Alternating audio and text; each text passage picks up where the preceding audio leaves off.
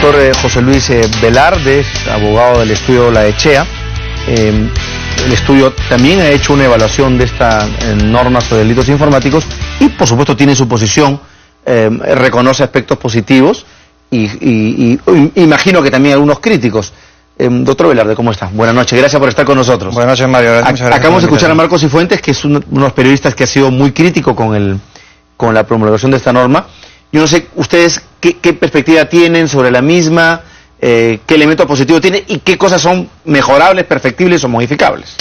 Bien, bueno, de hecho es una norma que es perfectible. Hay algunos cambios que deberían de hacerse, pero en líneas generales la primera impresión es que es una norma positiva en el sentido que se unifica la legislación en materia de delitos informáticos, ¿no? Anteriormente el Código Penal, digamos que es un código que tiene bastantes años en vigencia, no tenía unas figuras específicas para sancionar estas conductas y se fueron añadiendo un poco sobre el paso y no había una norma que unificara todas estas figuras delictivas, ¿no?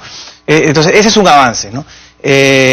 Después hemos analizado mucho las críticas que se han hecho en los medios de comunicación, en especial el tema de que esta norma lo que hacía era atentar contra la libertad de prensa, por cuanto se prohibía o se sancionaba más bien el difundir información que hubiera sido obtenida por medio de interceptación telefónica o interceptación de datos. Y eso no es correcto, eso es una interpretación equivocada, creo, de la norma, porque la norma no sanciona en ningún extremo de la misma ese tipo de acciones, ¿no? El publicar, que los medios de prensa publiquen información, más aún si es de interés público, ¿no? Lo que sí se sanciona es a la persona que realiza la interceptación o que ilegalmente interfiere en una base de datos y adquiere esa información, ¿no? Entonces ese es un primer punto que sí me parece importante aclarar y es una crítica con la cual en lo personal no estamos de acuerdo, ¿no? ¿Y no hay una zona gris ahí, doctor Velarde, en determinar quién es el sujeto en ese caso del delito? Porque claro, como decía Marco, yo puedo meterme en una base de datos del Estado, utilizarla, difundirla o suprimirla,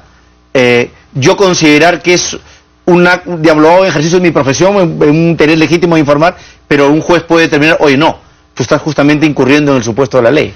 Claro. O sea, no es muy abierta el supuesto de la norma. Podría decirse que sí, pero si uno ingresa a un portal de una página web, digamos, de alguna entidad estatal, y adquiere información o utiliza información que está públicamente expresada en esa base de datos, no se está haciendo un acceso ilegítimo a la base de datos. De hecho, es una base de datos que está al menos parcialmente abierta al público. Y si uno accede a esa información que está abierta al público, pues no se estaría cometiendo ningún delito. Pero imaginemos que es un caso que ha sucedido hace mucho, con un periodista, ahí sí entró a la parte privada del mail de un esto. Pero digamos que accede a eso, tiene acceso, no de repente le pasan esa información, pero en esa correspondencia privada se tocan temas públicos de interés público, por ejemplo, actos de corrupción, que revelan un interés de socializarlo. Es que ahí habría que diferenciar, porque si le pasan esa información un tercero y ese tercero la ha obtenido de manera ilícita mediante una interferencia indebida a una base de datos o una interferencia telefónica, pues esa persona que realizó la conducta de la interferencia sí tiene que ser sancionado y sí comete el delito. La persona, el periodista que difunde no, porque el periodista tiene el deber de informar al público sobre situaciones de interés público. Pues. Perfecto. ¿Y dónde cree usted que podría mejorarse, digamos, precisarse? Porque yo creo percibir, acá lo he tenido a Marco, pero otro tipo de opiniones en el sentido de que como son, digamos, supuestos muy abiertos, o que dan mucho para la subjetividad o la interpretación abierta de un juez, pues ahí está el riesgo, ¿no? Efectivamente sí hay en especial un artículo que sí nos genera preocupación, que es el artículo 3 de la norma, que es digamos, para hacer esta ley de hecho se nota que han utilizado como base el convenio de Budapest sobre cibercriminalidad. Pero no lo han utilizado de base de manera tan textual, ¿no? Han agarrado un poco de aquí, un poco de allá y han mezclado. Y ese es un error que desde mi punto de vista se comete en el artículo 3 de la norma. Porque, por ejemplo, dice, ellos añaden como conducta sancionable el introducir información en una base de datos. Y eso es una conducta que no tiene ninguna relevancia penal. Digamos, si uno altera, hace inaccesible datos de una base de datos o destruye la base de datos, la manipula, de acuerdo, eso es una situación que genera un perjuicio. Pero digamos, algo tan cotidiano como ingresar una información a una base de datos puede ser considerada un delito por un juez y puede llevar a una persona a la cárcel, con pena incluso efectiva, ¿no? Entonces, ese es un término que el legislador peruano lo ha añadido al convenio, al texto original del Convenio de Budapest, porque no está considerado, al menos para esa figura en específico, como una acción que merezca sanción penal, ¿no? Después ahí sí hay un riesgo que debería acotarse, debería... Exacto, porque deja muy abierta la interpretación que puedan dar los jueces, ¿no? Sí, después hablamos de este tema de la discriminación también, ¿no? El caso de discriminación. ¿Qué es discriminar en Internet? Yo hasta ahorita, igual, me pregunto, ¿qué puede ser discriminar en Internet? A ver, sobre eso primero habría que hacer una precisión, ¿no? Efectivamente esta norma lo que hace es añadir como agravantes del delito de discriminación y del delito de pornografía infantil el hecho de que estas conductas sean realizadas por medio de un medio informático, ¿no? Pero no se hace ninguna modificación a la tipificación del delito propiamente. Claro. Es decir, simplemente se está agregando un agravante. Y el agravante se sustenta en el hecho de que, pues, al realizarse la conducta por medio de un medio de comunicación, por ejemplo, como es el Internet también, claro, el daño puede ser mucho mayor por cuanto se esparce muy rápidamente la información y a una mayor cantidad de gente, ¿no? ¿Usted se imagina, doctor Velarde, en las redes sociales, en Facebook, en Twitter, donde los insultos y las diatribas son, digamos, cada segundo? Sí. Este presidente lo recibe cada minuto, digo, por la opinión que emita sobre cualquier tema. Estoy exagerando, pero más o menos es así. Pero sucede. Yo tendría que denunciar a cuántos, a unos 600 personas al día. O sea, es, digamos, sí, es una situación que se presta para excesos, para interpretaciones, pero es una situación que no es nueva. En todo caso, si esa es una crítica que se le quiere hacer a la norma, se le debería haber hecho desde el momento que está o se le debe hacer por el solo hecho de estar en el Código Penal como está. Porque esta ley de delitos informáticos no crea esa figura, es una figura que ya existía, ¿no? Efectivamente, sí hay algunas zonas grises, ¿no? Yo entiendo que, por ejemplo, difamar a una persona a través de redes sociales debería estar penado. ¿No es cierto? Porque estás causándole un daño, es parte, es una... Uno ahora, digamos, en las causales de difamación puedes incorporar, deberíamos incorporar redes sociales explícitamente, ¿no? Hay gente que le han destruido la vida, sí, su privacidad a través de redes sociales. Eso me imagino que es parte probatoria para un juicio por difamación, calumnia, injuria, lo que fuera. Sí, correcto. Pero claro, o sea, si uno es extensivo, dice, a mí me difaman pues todos los días por cualquier opinión o me injurian todos los días porque utilizan un adjetivo. Ahora con lo de Marta Chávez tendría que denunciar pues acá a 1.500 personas, claro, por lo menos, ¿no?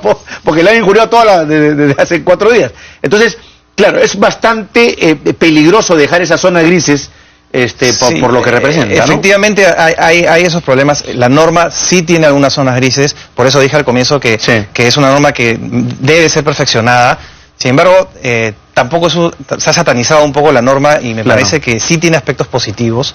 Otro aspecto que a mí me genera un tanto de preocupación es el hecho de que también se incorpora como agravante de varios de estos delitos el hecho de que la información puede afectar la seguridad nacional. Ese es el tema que yo comentaba al principio. Cuando una información afecta la seguridad nacional? Por ejemplo, digamos, un gobierno medio autoritarión, ¿no? Podría decir... ATV saca un reportaje criticando la compra de armamento a Francia o X o a Rusia porque está sobrevalorada. Y un momentito, tú estás sacando información que es de seguridad nacional. Se va a la cárcel del gerente general del canal hasta el periodista. Sí, ahí tenemos de nuevo una zona que está muy abierta a interpretación y que debería delimitarse bastante, ¿no? Porque el derecho penal debe ser lo más restrictivo posible, debe sancionar las conductas más gravosas para la sociedad, las más peligrosas, y no puede permitirse que hayan normas que estén abiertas a múltiples interpretaciones, exacto, porque uno al final pues queda a la discrecionalidad del juez o de los fiscales que vean el caso. Siempre hay que acordarse, y esto es ya, digamos, lenguaje de abogados, que el derecho penal siempre tiene que ser muy acotado, exacto, muy restrictivo y muy directo, porque se trata justamente de penalizar conductas, exacto, que cuestan en algunos casos la privación de la libertad. Entonces los jueces en la aplicación de las normas tienen que ser muy específicos y muy restrictivos, exacto, porque hay un valor en juego que es la libertad. Por supuesto. Entonces, con razón, con mucha mayor razón, las normas pues tienen que ser muy eficaces y muy poco dadas a la libre interpretación, ¿no? Totalmente de acuerdo. De todos modos, siempre la norma como está, hay maneras de ponerle freno a la aplicación pues extensiva, la interpretación extensiva de las normas, es que y basado en el hecho que el derecho penal es un arma de última ratio, ¿no? Es decir, solamente se debe utilizar para las conductas más gravosas y si vemos pues que hay conductas que calzan dentro de estas zonas grises y que no son tan gravosas, no deberían de ser sancionadas. Así es. Y eso pues es lo que esperamos. Ahora, si el Ministerio de Justicia tiene en su capacidad, digamos, iniciar o proponer un debate de afinamiento, de perfección de la norma, recoger este tipo de dudas, porque lo que pasa es que en el Perú, yo le decía a Marco hace un momento, ¿no?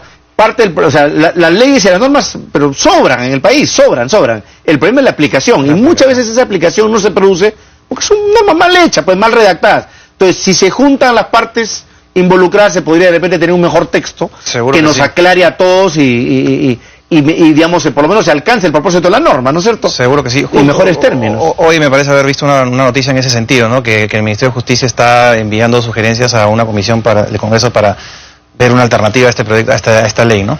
Perfecto. Ojalá que sea así, ojalá que se permita este debate, se puedan eliminar las dudas, se puedan precisar las cosas que están un poco, digamos, ahí sueltas en el aire, porque creo que es una garantía para quienes de una u otra manera pues estamos vinculados al manejo de información. Gracias, doctor Velarde, por estar con nosotros. Muchas y gracias, ojalá que puedan ustedes también alcanzar sus sugerencias a las instancias respectivas. Gracias por estar con nosotros. Muchas gracias. Pausa y seguimos.